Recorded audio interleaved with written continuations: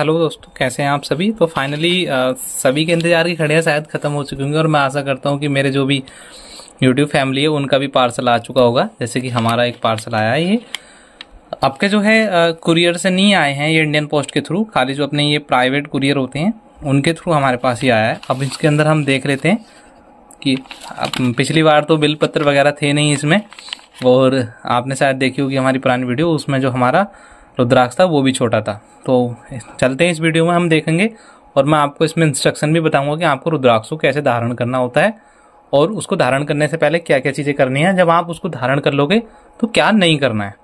तो फाइनली अब हम इसके अंदर देख लेते हैं कि इसमें क्या क्या है।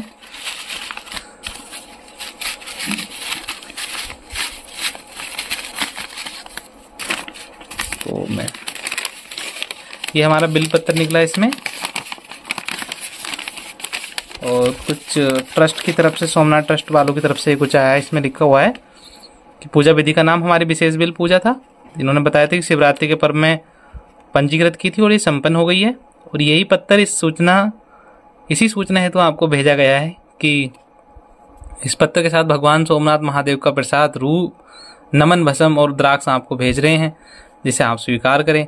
सोमनाथ मंदिर में पूजा करवाने के लिए एवं भगवान सोमनाथ व माता पार्वती जी को चढ़ाए हुए वस्त्र को अगर आप प्रसाद रूप में प्राप्त करना चाहते हैं या अपने प्रियजन को इस पवित्र वस्त्र को भेंट करना चाहते हैं, तो इसकी ज़्यादा जानकारी के लिए आप ये QR कोड स्कैन कर सकते हो, ठीक है। और ये इनकी कुछ ऑफिशियल वेबसाइट्स वगैरह हैं। तो ये चीज़ हमारा निकला एक सूचना पत्र, जिसमें इन्होंने बता दिया कि आपकी ये पूजा पूरी हो गई है। अब मेन चीज़ हमारी क्या है, रुद्राक्ष। ये आता है हमारा भस्म और रुद्राक्ष, जो कि हमें, जिसके लिए हमने मोस्टली ये पूजा संपन्न करवाई थी, ठीक है। तो इस पे सोमनाथ मंदिर का लोगो है, भस्म और रुद्राक्ष इस पे लिखा हुआ है। लेकिन मैंने 2 यजमानों के लिए पूजा करवाई थी, इन्होंने क्या किया कि खाली एक ही रुद्राक्ष भेजा है। कोई दिक्कत वाली बात नहीं है उसमें भी, लेकिन फिर भी ऐसा नहीं करना चाहिए ना, जो चीज़ जिस हिसाब से दी गई है वो उसी होना चाहिए। तो अब काफ़ी अच्छा मोटा और सही रुद्राक्ष है, पंचमुखी शायद रुद्राक्ष है आपके। पहला हमें चतुर्मुखी प्राप्त हुआ था, बहुत छोटा सा, और हम जैसे देख पा रहे हैं ये 5 मुखी रुद्राक्ष है भक्तों। हमारा ये 5 मुखी रुद्राक्ष है, जैसा कि मैं देख पा रहा हूँ। इसको कहीं से खंडित भी नहीं है एक तरीके से अगर देखा जाए तो। चलिएगा, ठीक है। ये भस्म है, भस्म हमारी सारी निकल गई है, इसमें कुछ नहीं बचा है। पार्सल में आते आते शायद निकल गई होगी किधर। और बाकी रिमेनिंग इसमें क्या है, रिमेनिंग इसमें हमारे में एक बस बिल पत्र शायद खाली पड़ा हुआ है इसके अंदर। तो यही सारी चीज़ें आपके सामने हैं जो कुछ है, ठीक है। ये भस्म में कुछ है नहीं रहा रही है। एक रुद्राक्ष मिला है हमें, 2 यजमानों की पूजा करवाई थी उसमें, और ये हमें सूचना पत्र मिला है। इसी के साथ मैं आपको एक सूचना बता देता हूँ कि काफ़ी जो पर्सन है मुझसे ये पूछ रहे हैं बार बार कि सर हमको इस रुद्राक्ष को कैसे धारण करना है। तो रुद्राक्ष धारण करने की सबसे पहले आपने क्या करना है, इसको घी में आप, है ना, ठीक है। तो क्या करोगे आप, इसको घी में, चिराग वगैरह ले लो कोई, या पीतल का हो तो पीतल का ले सकते हो, चलेगा। स्टील वगैरह कोई छोटी कटोरी जिसमें ये पूरी तरीके से डूब जाए, उतना घी लेना आपने। गाय का हो आपके पास तो अति उत्तम है, ना हो तो आप जो भैंस वगैरह का नॉर्मल वो ले सकते हो। तो उसमें आपको इसे डिप करके रखना है 24 आवर्स के लिए, ठीक है। आप इसको घी में डिप करके रख दोगे 24 आवर्स के लिए।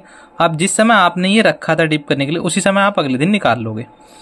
अब निकालने के बाद इसको फिर आपने मिल्क के अंदर रखना है, ठीक है। इतना मिल्क जितने की सफिशिएंट उसमें मतलब डिप हो जाए, अपना डूब जाए, तो उसके अंदर आप रखोगे उतने समय के लिए ही जैसे आपने पीछे घी में रखा था। बस जब ये दोनों प्रक्रिया हमारी पूरी हो जाएंगी, इसको हम निकाल लेंगे, और निकालने के बाद जो इसमें भस्म आई है हमारी, उस भस्म में इसको हम भस्मीभूत कर लेंगे। मतलब इसको एक तरीके से मतलब उस पर लगा देंगे, जाके जो एक्सेसिव मिल्क वगैरह है या हमारा जो एक्सेसिव घी वगैरह है वो सारा हमारा जो है वो सोख लेगी भस्म, ठीक है। अब उसको हम अपना झाड़ वाड़ देंगे, और जो घी है उसको आपने फेंकना नहीं है, उससे आप या तो तुलसी के नीचे चिराग वगैरह जला सकते हो, या अपने जानवर वगैरह को खाने के लिए दे सकते हो। फेंकना नहीं है कुछ भी, है ना, कि आप फेंक दो कि हमने कर लिया काम, इसको फेंक देते हैं, ऐसे नहीं फेंका जाता कोई भी चीज़ें।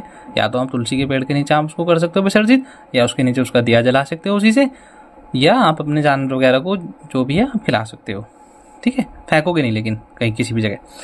और रही है आपके बिलपत्र की बात, जो हमारा बिलपत्र है इसको आप उठा के अपना किसी लाल कपड़े वगैरह में लपेट के इसको आप अपने पूजा स्थली पर रख सकते हो, या आप इसको अपना तिजोरी वगैरह में डाल सकते हो, ठीक है। और आप भस्म की रही बात, भस्म से आप नित्य प्रतिदिन नहा धो के स्नान वगैरह करके आप अपने मस्तक पर उसको धारण कर सकते हो, त्रिपुंड वगैरह बना सकते हो, आप जिस भी तरीके से आप कंफर्टेबल है आप वो चीज़ें कर सकते हो। फिर जब ये सारी चीज़ें हो जाएंगी तो इससे क्या होता है, रुद्राक्ष का स्ट्रेंथ बढ़ जाती है उसकी, और एक तरीके से ये बहुत पावरफुल हो जाता है, ठीक है। और जल्दी से फिर ये चटकता भी नहीं है, जैसे मतलब हम कंटिन्यू पहने रहते हैं तो ये चटकता भी नहीं है। अब मैं इसको, जब आप इसको धारण कर लेंगे तो आपको क्या चीज़ें नहीं करनी है।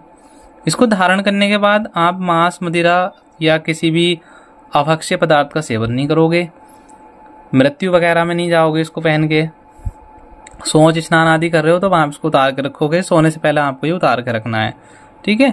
तो ये चीज़ें आपने नियम थोड़े इसको अपनाने पड़ेंगे। और बाकी अगर कोई दिक्कत है, आपको कोई चीज़ समझ में नहीं आ रही है, तो मैं अपना नंबर भी डाल दूंगा डिस्क्रिप्शन में, आप कॉल कर सकते हो वहाँ से भी मुझे, या कमेंट वगैरह करके आप मुझसे पूछ सकते हो, ठीक है।